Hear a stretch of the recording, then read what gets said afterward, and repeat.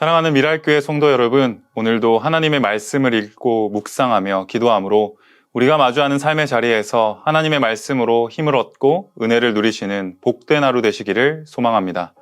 오늘 우리에게 허락하신 하나님의 말씀은 열왕기하 19장 14절에서부터 28절의 말씀입니다. 다 같이 살아계신 하나님의 말씀을 읽겠습니다. 히스기야는 사신들에게서 이 편지를 받아 읽었다. 그리고는 주님의 성전으로 올라가서 주님 앞에 편지를 펴 놓은 뒤에 주님께 기도하였다. 그룹들 위에 계시는 주 이스라엘의 하나님, 주님만이 이 세상의 모든 나라를 다스리시는 오직 한 분뿐인 하나님이시며 하늘과 땅을 만드신 분이십니다. 주님, 귀를 기울여 들어주십시오. 주님, 눈여겨 보아 주십시오. 살아계신 하나님을 모욕하는 말을 전한 저 사네립의 망언을 잊지 마십시오. 주님, 참으로 아시리아의 왕들이 여러 나라와 그 땅을 마구 짓밟아 버렸습니다. 여러 민족이 믿는 신들을 모두 불에 던져 태웠습니다. 물론 그것들은 참신이 아니라 다만 나무와 돌로 만든 것이었기에 아시리아 왕들에게 멸망당할 수밖에 없었습니다마는 주 우리의 하나님, 이제 그의 손에서 우리를 구원하여 주셔서 세상의 모든 나라가 오직 주님만이 홀로 주 하나님이심을 알게 하여 주십시오. 아모스의 아들 이사야가 히스기야에게 사람을 보내어 이렇게 말하였다. 주 이스라엘의 하나님께서는 임금님께서 아시리아의 산헤립 왕의 일 때문에 주님께 올린 그 기도를 주님께서 들으셨다고 말씀하시면서 아시리아 왕을 두고 다음과 같이 말씀하셨습니다. 처녀딸 시온이 오히려 너 산헤립을 경멸하고 비웃을 것이다. 딸 예루살렘이 오히려 물러나는 내 뒷모습을 보면서 머리를 흔들 것이다. 내가 감히 누구를 모욕하고 멸시하였느냐? 내가 누구에게 큰 소리를 쳤느냐? 나 이스라엘의 거룩한 자에게 감히 내 눈을 부릅떴느냐? 내가 전령들을 보내어 나 주를 조롱하며 말하기를 내가 수많은 병거를 몰아 높은 산 이 꼭대기에서 저 꼭대기까지 레바논의 막다른 곳까지 깊숙이 들어가서 키 큰 백향목과 아름다운 잣나무를 베어버리고 울창한 숲속 깊숙이 들어가서 그 끝까지 들어갔고 그리고는 땅을 파서 다른 나라의 물을 마시며 발바닥으로는 밟기만 하고서도 이집트의 모든 강물을 말렸다고 하였다. 그러나 산헤립아, 너는 듣지 못하였느냐? 그런 일은 이미 내가 오래전에 결정한 것들이고 이미 내가 아득한 옛날부터 계획한 것들이다. 이제 내가 그것을 이루었을 뿐이다. 그래서 내가 견고한 요새들을 돌무더기로 만들고 여러 민족의 간담을 서늘하게 하고 공포에 질리게 하고 부끄럽게 하였다. 민족들은 초목과 같고 자라기도 전에 말라버리는 풀포기나 지붕 위의 잡초와 같았다. 나는 다 알고 있다. 내가 앉고 서는 것, 내가 나가고 들어오는 것, 나는 모두 다 알고 있다. 내가 내게 품고 있는 분노와 오만을 이미 오래전에 내가 직접 들었기에 내가 내 코에 쇠갈고리를 꿰고 내 입에 재갈을 물려 내가 왔던 그 길로 너를 되돌아가게 하겠다. 아멘. 오늘 본문 말씀은 하나님 앞에 회개한 히스기야가 하나님 앞에 어떤 자세와 마음으로 기도를 드리며 그런 히스기야에게 하나님께서는 어떻게 응답해 주시는지에 대한 말씀으로 되어 있습니다. 크게 두 가지로 살펴보기 원하는데요. 하나는 위기의 때를 대처하는 성도의 자세와 다른 하나는 그 위기를 일으킨 악인이 어떻게 하는지 살펴봄으로써 얻는 교훈을 주제로 말씀을 나누고자 합니다. 먼저 위기의 때는 믿는 자나 믿지 않는 자나 모두에게 찾아오는 문제입니다. 언제나 있고 어느 때 할 것 없이 찾아오는 것 같습니다. 믿음이 크고 강하다 하여 삶에 문제가 없는 것도 아니라는 사실을 우리의 현실을 통해서도 보게 되고 말씀을 통해서도 보게 됩니다. 나의 눈으로 봤을 때 저 사람은 정말 문제도 없이 행복하게 살 것 같다고 보이는 사람도 저마다 각자의 삶의 고민을 가지고 있고 그 문제를 신음하고 있습니다. 이처럼 우리의 삶에는 언제나 문제나 위기가 찾아옵니다. 그럴 때 믿는 성도로서는 어떻게 해야 할까요? 오늘 본문 히스기야 왕의 삶을 보면서 몇 가지를 확인할 수 있습니다.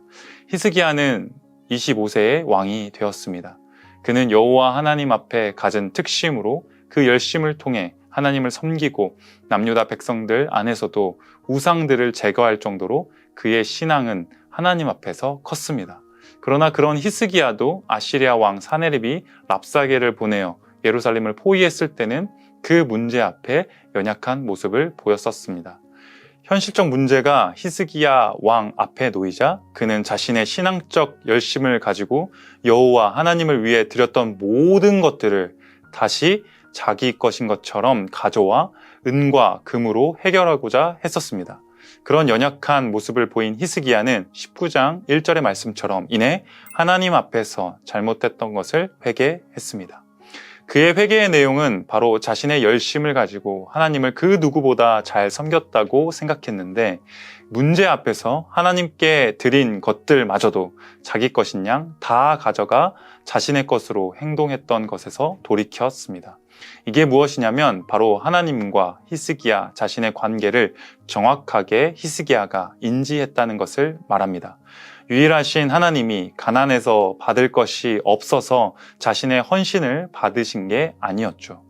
하나님은 사람들이 찬양과 경배를 돌리든 돌리지 않든 오직 유일하신 살아계신 하나님이십니다. 그런 하나님께 히스기야는 자신의 특심으로 마치 우상을 섬기듯 자기 것을 주는 것인 양 하나님 앞에 교만하게 범죄하였던 것입니다. 그 자리를 다시금 하나님께 돌려드리고 하나님이 은혜를 베푸셔야지만 설 수 있는 보잘것없는 자신의 자리로 돌아온 것이 히스기야가 돌이킨 회개의 자리였습니다.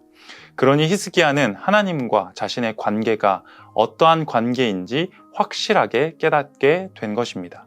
자신이 무엇인가 하나님께 해드리는 것이 아니라 그마저도 하나님의 자비와 은혜가 아니면 할 수 없는 히스기야 자신은 연약한 죄인이라는 사실을 히스기야는 깨닫게 된 것입니다. 그러니 히스기야는 아시리아 왕이 군대를 보내어 포위했을 때 자신이 할 수 있는 것은 아무것도 없다는 것을 인정하고 그 모든 어려움을 하나님 앞에 펼쳐서 보여드렸습니다. 여기서 우리는 문제와 위기 앞에서 성도가 가져야 할 바른 자세를 보게 됩니다.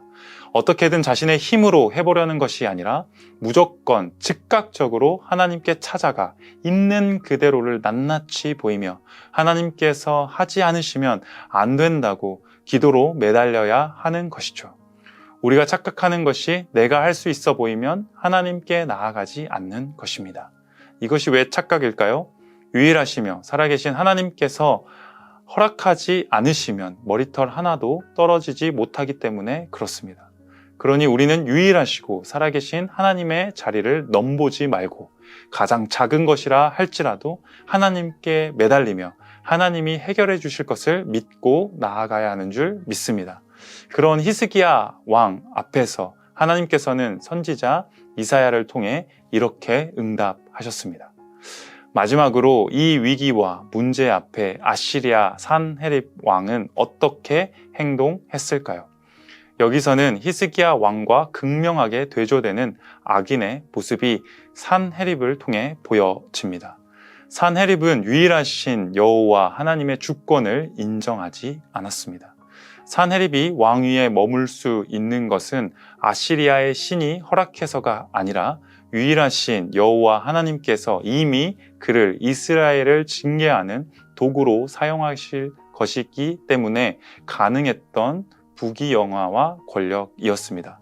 하지만 산헤립은 자신의 위치를 깨닫고 회개하는 것이 아니라 도리어 교만하여져서 마치 자신에게 주어진 모든 것이 자신의 것인 양 행동했던 것이죠. 맨 처음 히스기야가 하나님 앞에서 행했던 죄와 동일하게 산헤립은 돌이키지 않고 그대로 행했습니다. 결국 하나님의 응답은 어떠했을까요? 그의 교만이 하나님을 조롱하는 데까지 이르렀을 때 하나님께서는 이 모든 것을 들으시고 하나님의 살아계심을 보여주도록 산헤립을 심판하실 것입니다. 말씀을 정리하면 히스기야 왕은 자신의 위치를 알고 하나님 앞에 엎드리는 은혜가 있었고 산헤립은 자신의 자리를 주신 분이 하나님이심을 깨닫지 못하고 더욱더 교만하여져서 결국엔 그 악함대로 심판을 받게 되었습니다. 사랑하는 성도 여러분, 우리는 어떠한 문제나 위기가 찾아오더라도 언제나 우리의 기도를 들으시는 주님 앞에 달려가기를 소망합니다. 그 문제가 크든 작든 내가 해결할 수 있는 것이든 없는 것이든 언제나 유일하시며 살아계신 하나님께 예수 그리스도의 이름으로 기도하며 나아갑시다.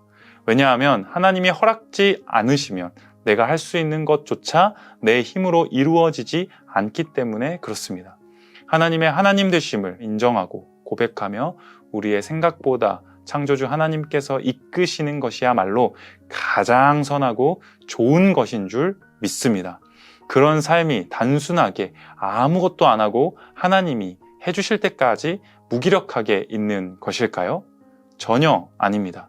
주어진 삶 속에서 맡기신 모든 것에 최선을 다하며 그 최선마저도 하나님이 주신 은혜로 한다는 것을 고백하고 때론 내가 내 생각대로 일이 되지 않더라도 하나님께 늘 아뢰이며 하나님의 선하심을 고백하는 관계야말로 하나님께서 기뻐하시는 하나님의 자녀된 삶인 줄 믿습니다.